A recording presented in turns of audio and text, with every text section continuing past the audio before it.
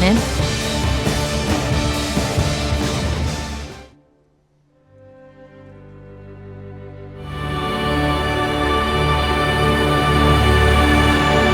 What's become of my ship?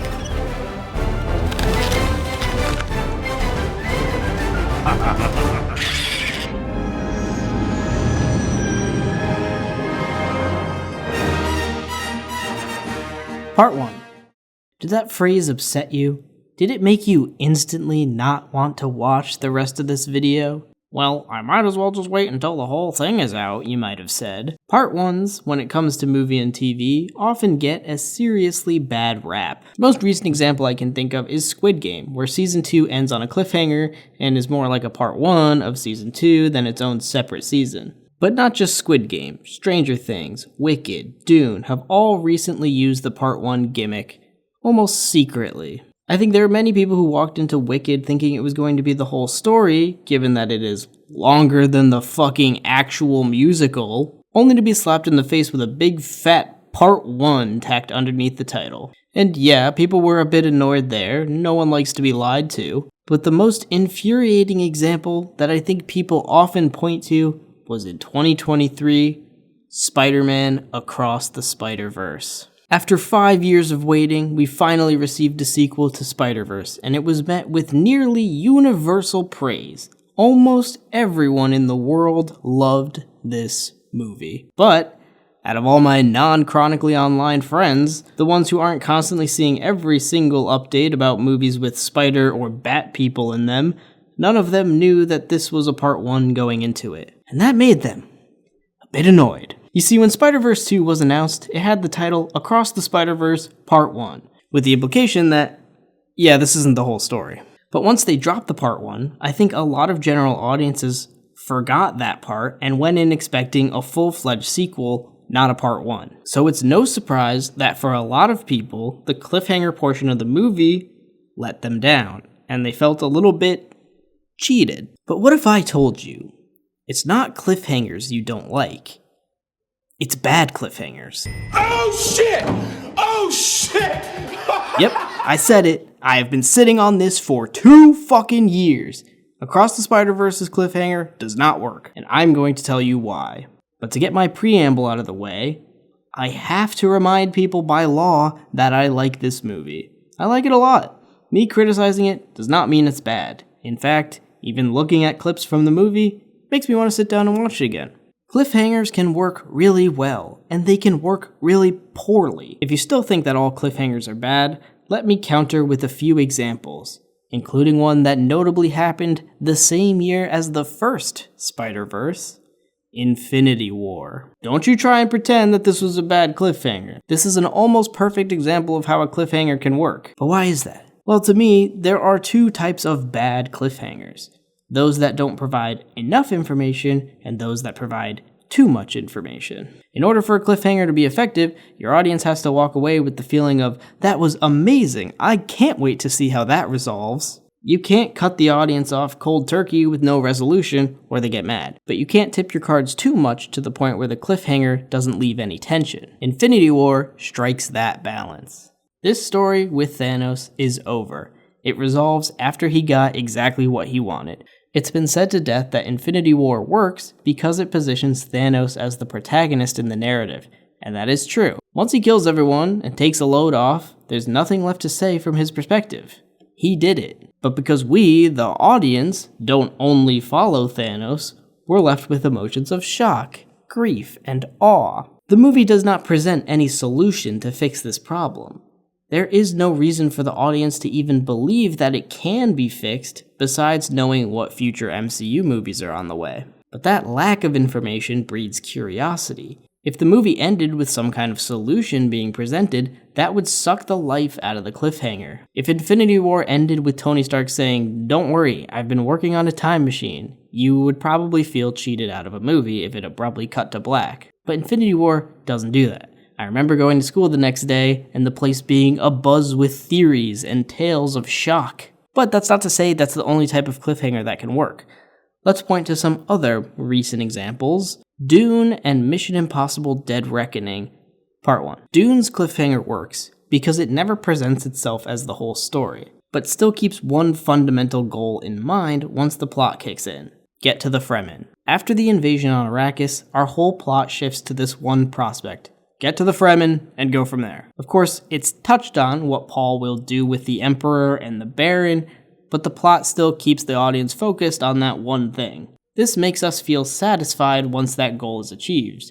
Paul got there, now there's a lot of work to do, but for now, this story can be put to bed. It teases just enough about the future to make you excited for the next one, but I don't think if this never got a sequel, people feel that this would be a pointless movie. And the same goes for the most recent Mission Impossible movie. The fatal mistake here was putting the cursed Part 1 into the title. The Part 1 in the title has worked before, most famously probably Harry Potter and the Deathly Hallows Part 1, which is also a successful cliffhanger. And saying this as a massive Mission Impossible fan, we're not going to pretend that it has the same mass appeal that Harry Potter had in its heyday. Harry Potter could get away with doing the Part 1 thing.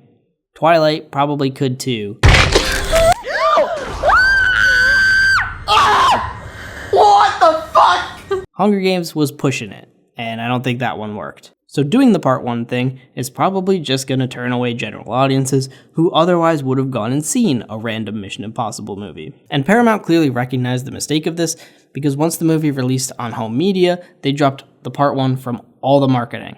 But you can't fool me, Paramount. I have my copy, and I will forever be here to remind you of your shame. Title aside, I do think the cliffhanger here works similarly to the one in Dune, because from the start of the movie, we're reminded of the two goals. 1. Get the key. 2. Put the key in the thing. Dead Reckoning Part 1 is the first mission, so when all said and done, the audience is left feeling as though they at least accomplished that one. They still want to see where we go next, but it's not like it cut to black in the middle of a tense moment. Other great cliffhangers include Dead Man's Chest, Empire Strikes Back, all for similar reasons that I've just discussed. The perfect intersection of excitement and satisfaction. Alright, I've talked a lot about good cliffhangers, but what about the bad ones? Well, the reason that Across the Spider-Verse is the focal point in this video is not because it's the worst cliffhanger, just the one that made me the most annoyed. If you recall earlier, I mentioned the two types of bad cliffhangers.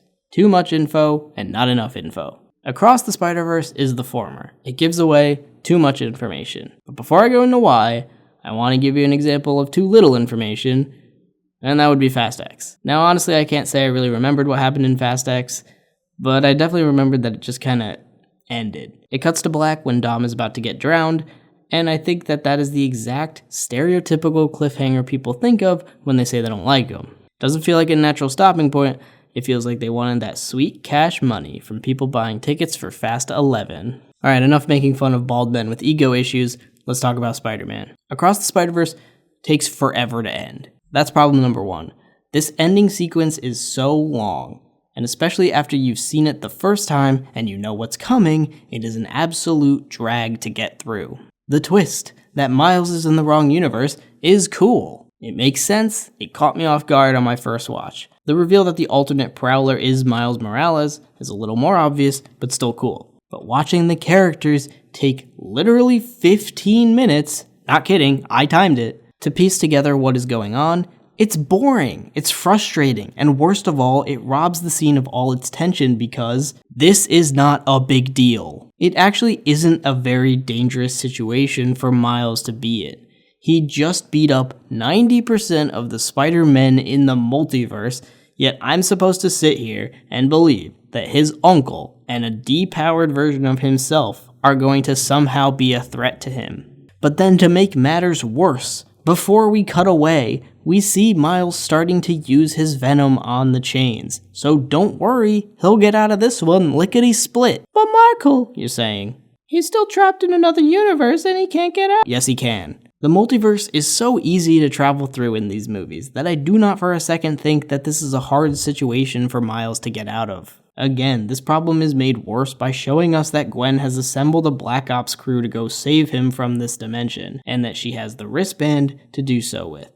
So, it's not like they're a ragtag team who needs to scrape together a multiverse travel device, they already have it. Like, wouldn't it have been more fun to cut to black right after seeing Miles as the Prowler, not seeing Miles use his venom, and not knowing what Gwen and company are doing? Then the audience could be left to theorize, make predictions. Of course we all know he'll be alright, but we wouldn't know how he would be alright. Similar to Infinity War. We all knew those characters would be back, but the emotions were intact because we genuinely felt that they had an uphill battle to fight. I do not feel that way with Across the Spider-Verse. It gives us way too much for me to possibly be worried about any of the gang.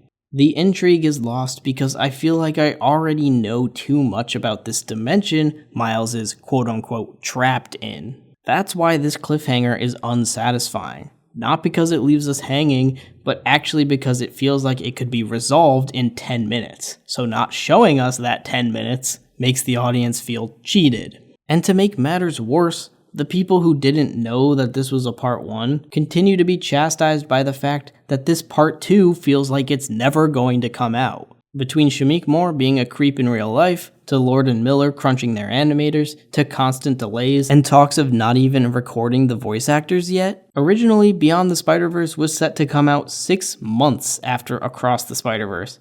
Now, there's no release in sight. And the time between movies isn't the problem.